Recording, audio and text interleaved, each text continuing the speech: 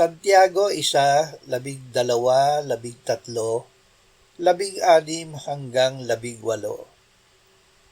Mapalad ang taong nagtitiis ng pagsubok, sapagkat kapag siya ay subok na, siya ay tatanggap ng putong ng buhay na ipinangako ng Panginoon sa mga nagmamahal sa Kanya.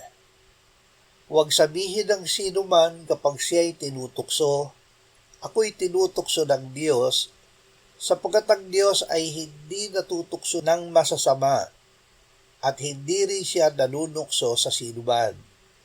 Ngunit ang bawat tao ay natutukso ng sarili niyang pagdadasa kapag siya ay nahila at naakit nito.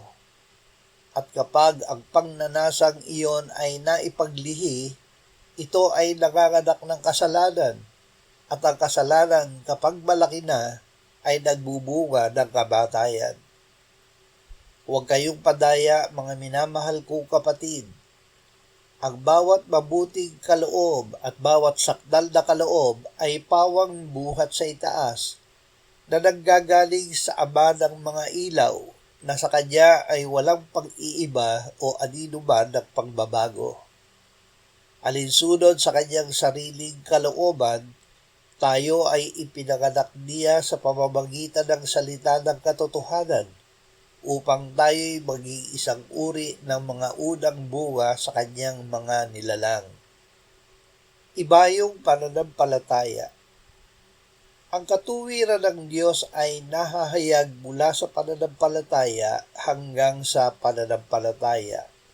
Gaya ng nasusulat, ngunit ang taong matuwid ay mabubuhay sa pamamagitan ng pananampalataya. Tayo ay hindi tinutukso ng Diyos upang magkasala. Upang tayo ay sumulong sa pananampalataya, tayo ay pinararaan niya sa pagsubok. Ang pagsubok ng Diyos ay pagpapala. Mapalad ang taong nagtitiis ng pagsubok, sapagkat kapag siya ay subok na, siya ay tatanggap ng putong ng buhay na ipinangako ng Panginoon sa mga nagmamahal sa Kanya.